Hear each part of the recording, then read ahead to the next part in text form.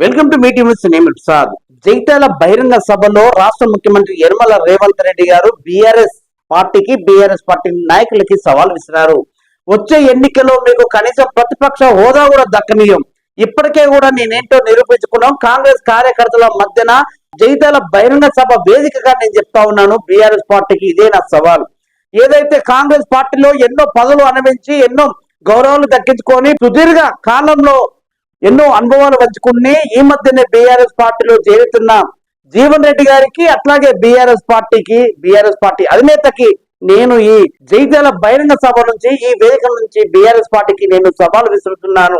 వచ్చే ఎన్నికల్లో ఏదైతే మేము ప్రజాపాలన అని చెప్పుకొని ముందుకు వెళ్ళి ప్రజా సంక్షేమం కోసం, ప్రజా పథకాలతో ప్రజలకు దగ్గరే ఆలోచన చేస్తూ మేము ముందుకు వెళ్తున్న తరుణంలోనే బీఆర్ఎస్ పార్టీ నాయకులు బహిరంగ సభలో పాపాల భైరవుడు పాలిస్తున్నాడు, ప్రజలను ఉద్దేశిస్తూ, ప్రజలను వక్రీకరిస్తూ, ప్రజలను అధ్యస్తూ ఏదైతే బీఆర్ఎస్ పార్టీ అధినేత కేసీఆర్ గారు పాపాల భైరవుడు పాలన కావాలి, పాపాల భైరవుడు పాలనకు మీరు పట్టం కట్టారని ప్రజలను ఆయన సభ నుంచి వాళ్ళని వక్రీకరించి మాట్లాడారు.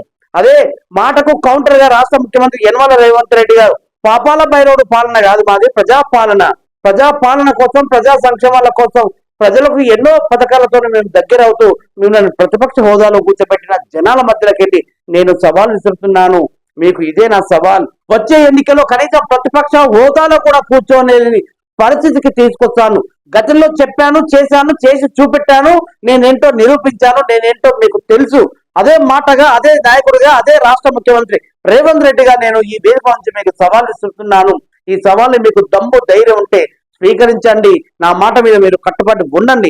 మీరు కనీసం వచ్చే 2029లో కనీస హోదా లేకుండా, కనీస ప్రతిపక్ష హోదాలో కూడా కూర్చొనియకుండా ఇంటికే పరిమితం చేస్తాము. ఇప్పటికే ఫామ్ హౌస్ కే పరిమితమై సంవత్సరాల తర్వాత బహిరంగ సభలో మాట్లాడుతున్న మీకు ఏదైతే ప్రజలకు ఇచ్చిన ఒక్క హామీ కూడా నెరవేర్చక, ప్రతిపక్ష హోదా కూడా మీరు అది ప్రజల కోసం నిలబడక ఈరోజు కేవలం ఫామ్ హౌస్ కే పరిమితమయ్యారని ఈ వేదిక నుంచి కేసీఆర్ గారు బీఆర్ఎస్ పార్టీ నాయకులకు సవాలిస్తున్నారు.